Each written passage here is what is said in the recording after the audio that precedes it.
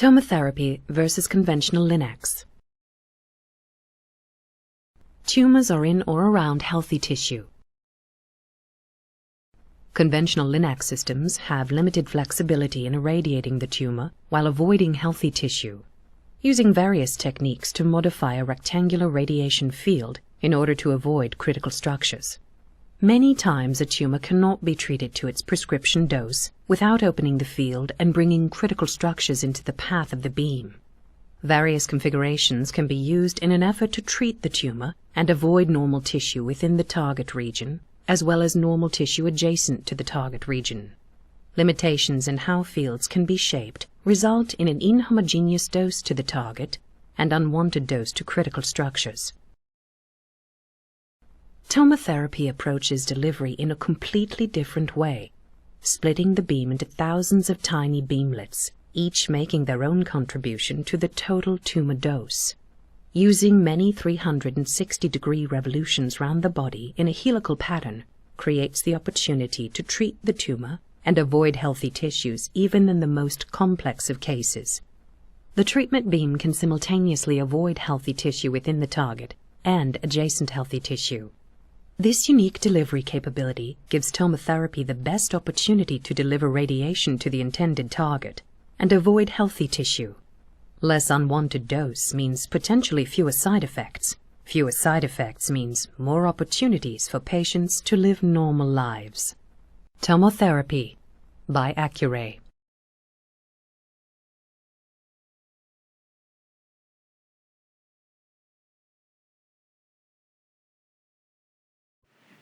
Hai Sobat Baper sekalian, kita jumpa lagi pada episode ke-31 masih mengenai kanker tiroid. Kita masih akan berbicara mengenai kanker tiroid. Saat ini tadi episode sebelumnya kita sudah membicarakan berbagai terapi operasi pada kanker tiroid, dan saat ini kita akan berbicara mengenai peran radiasi pada kanker tiroid.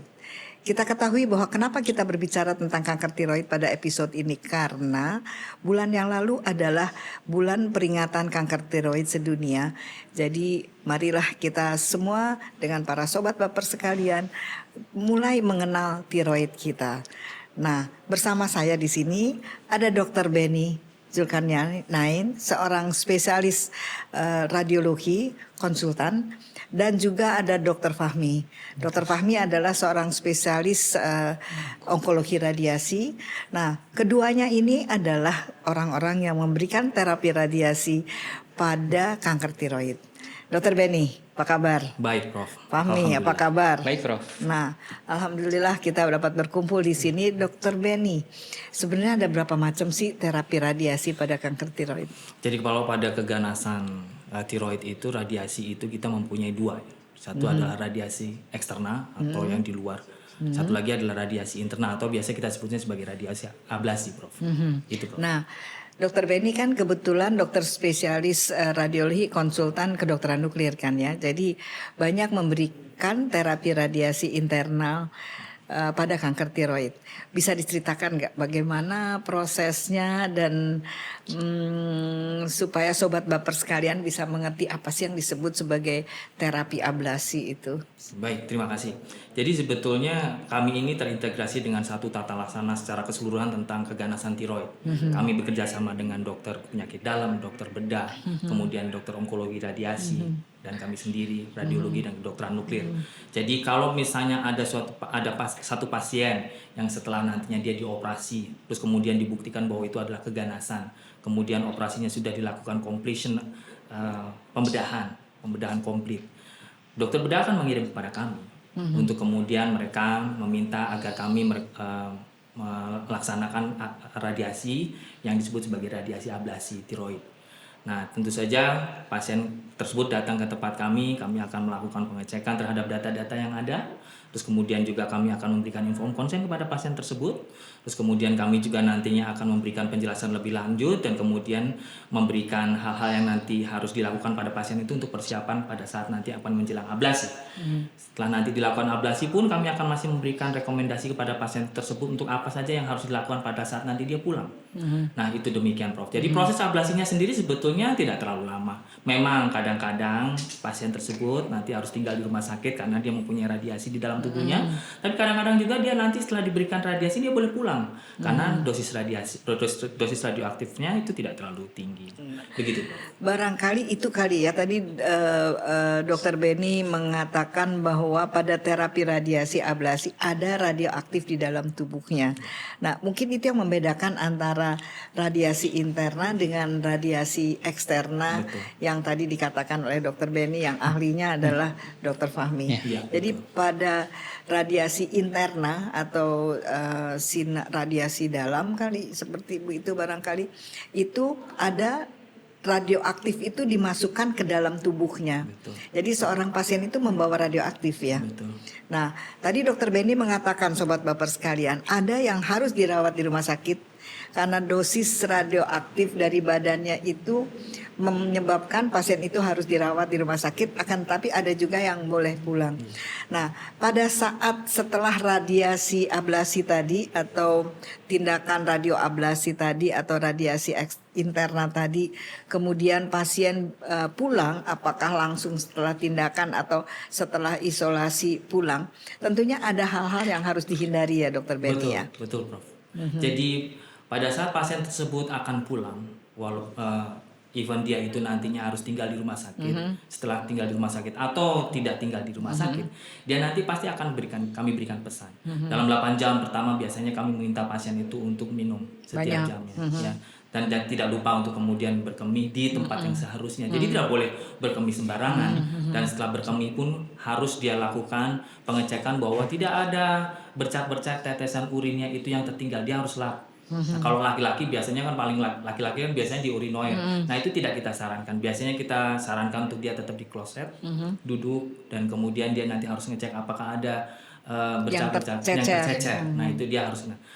Untuk 2 hari berikutnya biasanya sih kita minta dia itu tetap menjaga jarak 1 meter terhadap anggota keluarganya.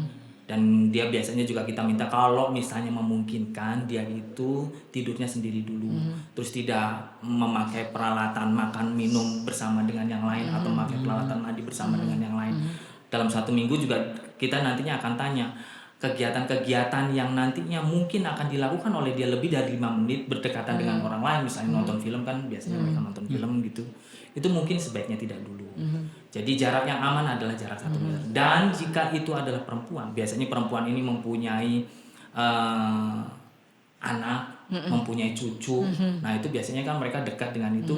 Kita sarankan sebaiknya tidak dulu untuk berdekatan dengan anak yang dependen terhadap dia itu, supaya nantinya anak tersebut tidak mendapatkan radiasi yang tidak perlu. Ini biasanya sih kita minta seminggu deh paling. Seminggu ya. Seminggu. Jadi seminggu setelah pulang ke rumah, apakah setelah tindakan langsung pulang atau setelah tindakan dirawat dulu kemudian pulang, tetap dalam seminggu itu menjaga jarak, kemudian memperhatikan kalau ada buang air besar, buang air kecil, tidak boleh ada tercecer, kemudian tidak menggunakan makanan, alat-alat makan bersama dengan yang lain, dan tidak bersama dengan anggota keluarga, khususnya mungkin anak-anak ya, anak-anak dan kalau ada yang hamil ya, betul, Bro. Itu untuk periode waktu tertentu.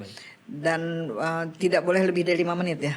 Ya, kalau misalnya dia memang harus berdekatan gitu misalnya, tapi jaraknya sebaiknya sih tidak berdekatan ya. Jadi di kamar sendiri lah gitu ya. Itu yang dianjurkan oleh dunia untuk saat ini. Kayak COVID aja kali ya. Isoman ya. Ya kan sekarang kita banyak isoman. Kan pasti kita juga sendiri di kamar. Betul. Dan ada kamar mandi khusus dan sebagainya. Tapi itu buang air besar atau buang air kecilnya itu cukup di tempat tertentu Tapi tidak usah di tempat khusus dikumpulkan feses atau ninjanya tidak ya Tidak. kan. Jadi bisa di tempat yang penting tidak ada tercecer jadi masuk langsung ke itu ya baik.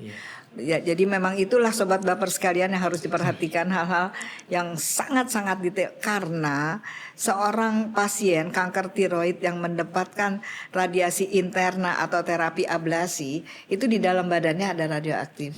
Nah, tentunya itu sangat berbeda sekali dengan Dr. Fahmi barangkali dengan apa yang disebut sebagai radiasi eksterna atau sinar luar lah, sinar radiasi. Nah, bagaimana kalau radiasi eksterna pada kanker tiroid?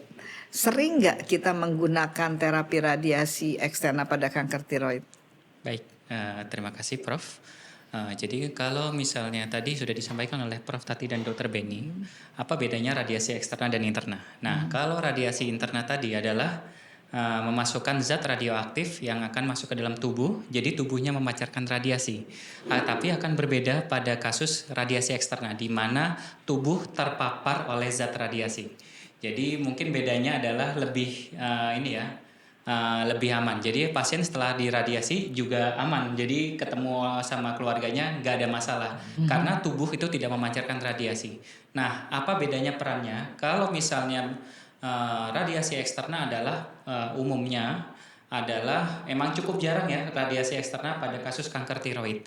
Biasanya terbatas pada kasus kanker tiroid yang anaplastik atau yang tidak berdiferensiasi. Jadi peran radiasi eksterna ini lebih besar daripada radiasi interna atau radioablasi.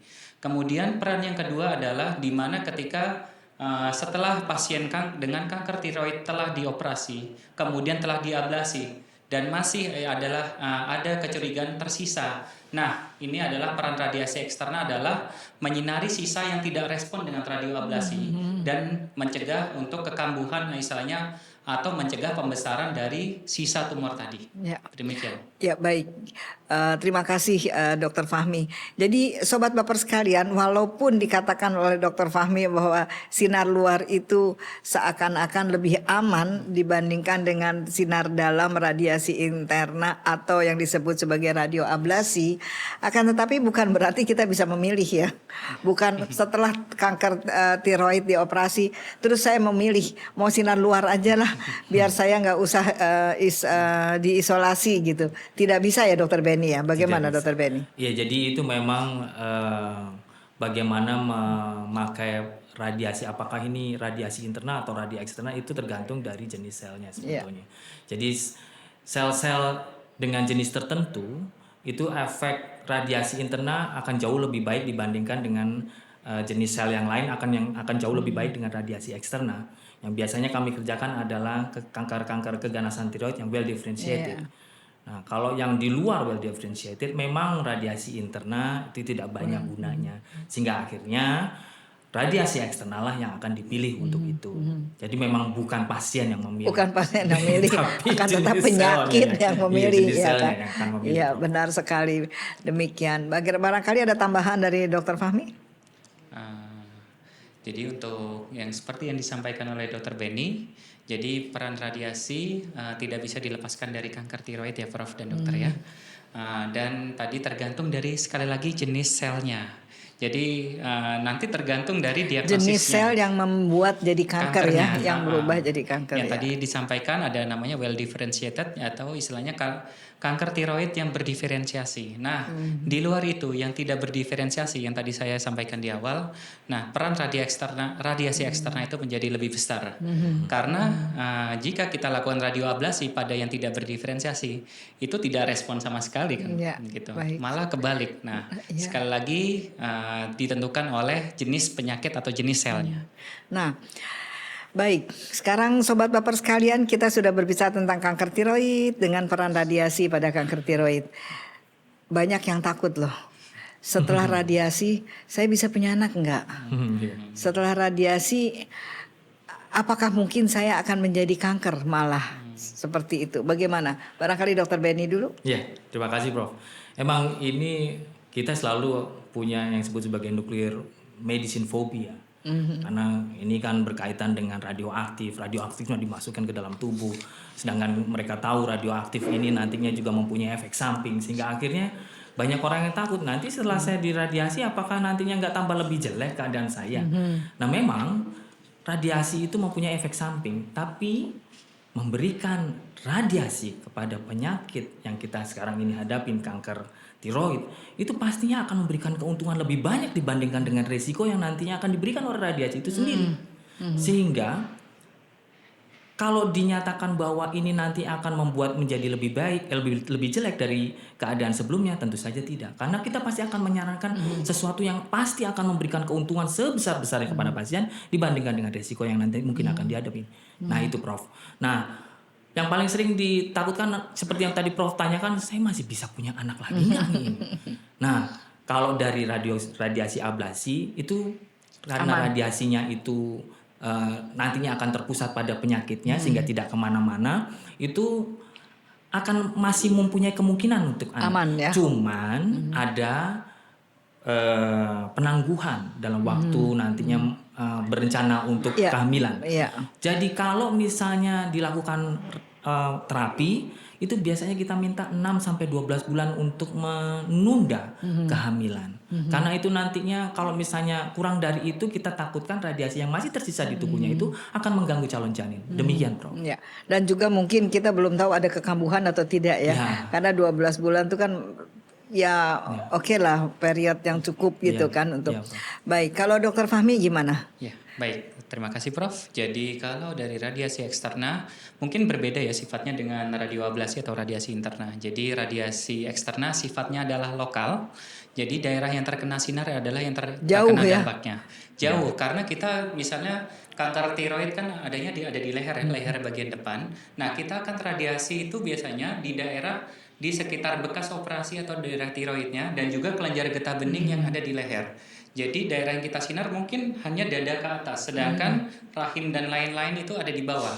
Jadi jaraknya cukup jauh dan paparannya tidak akan menyebabkan infertilitas ya? Paparannya tidak akan menyebabkan infertilitas. Memang karena lokasinya jauh dan mungkin ada chance, tapi chance-nya akan sangat kecil. Sangat kecil. Dan satu lagi radiasi eksterna efek sampingnya yang tadi seperti yang saya sampaikan adalah lokal. Jadi daerah yang kena sinar akan terdampak efeknya. Nah, sekitar dari tiroid ada apa aja? Dari paling dekat adalah kulit. Nah, kulitnya mungkin kayak daerah yang disinar akan mungkin menghitam, kalau misalnya kulitnya sensitif mungkin akan agak kehitaman atau gosong. Nah, seperti itu. Bisa juga sampai terkelupas. Dan juga daerah sekitar situ adalah daerah untuk saluran telan ya, saluran cerna atas, kemudian saluran nafas. Mungkin ada sedikit ada lendir atau produksi lendir atau batuk-batuk, mungkin ada juga. Dan juga mungkin nelannya juga sakit akan nelen ya. Iya. Nah, itu mungkin yang lebih banyak dirasa adalah nyeri atau kurang nyaman dalam menelan. Nah, ini yang perlu diperhatikan nanti pada pasien yang menjalani radiasi eksterna pada kanker tiroid. Ya, makasih Dokter Fahmi. Makasih Dokter Benny. Sudah jelas sekali informasi yang diberikan. Bagaimana peran radiasi pada pengobatan kanker tiroid. Jadi kurang lebih message-nya adalah bahwa radiasi sangat penting, merupakan suatu pengobatan, bagian dari pengobatan dari kanker tiroid yang tidak bisa terlepas. Dan itu yang pertama. Yang kedua adalah tidak bisa dipilih kapan mau radiasi interna atau yang disebut sebagai radioablasi atau radiasi eksterna yang kita lakukan dengan menunjukkan sinar X pada tempat tertentu. Tentunya hal itu adalah bukan sesuatu yang dapat dipilih, tapi sesuai dengan jenis penyakit dan tentunya penyebaran dari penyakit tersebut.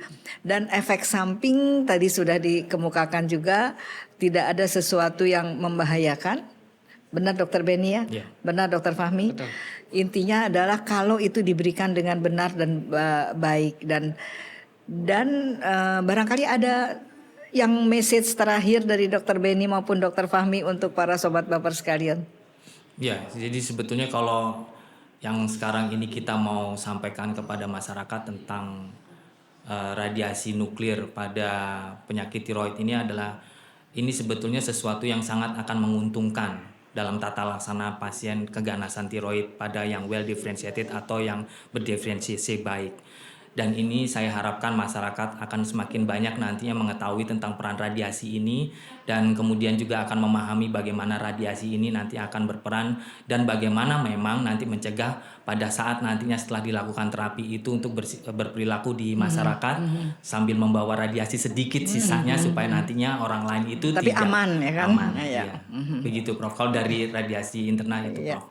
Silahkan dari Dokter Fahmi. Iya. Jadi pesan untuk sobat baper sekalian adalah kanker tiroid memang ini ya menjadi sesuatu ya, namanya juga kanker pasti juga merupakan sesuatu yang mungkin bagi sebagian besar masyarakat adalah yang menakutkan. Akan tapi jangan menunda pengobatan karena itu nomor satu.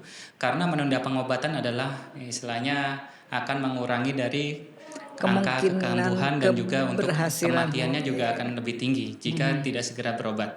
Kemudian untuk terapi radiasi nanti sesuai dengan ini ya keperluan ya.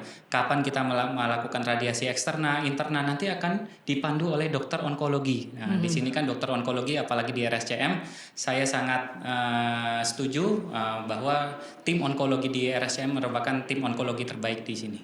Jadi ikuti panduan dari dokter onkologi, pasti dokter onkologinya akan menyarankan sesuatu yang manfaatnya memang jauh lebih besar daripada resikonya. Ya. Itu pasti. Jadi jangan khawatir ya. Ya. Satu lagi sebelum kita akhiri Dokter Benny, saya lupa berapa kali sih biasanya terapi kalau radiasi eksterna kan kita tahu mungkin 20 mungkin 30 kali tergantung teknik yang kita akan berikan dan sebagainya.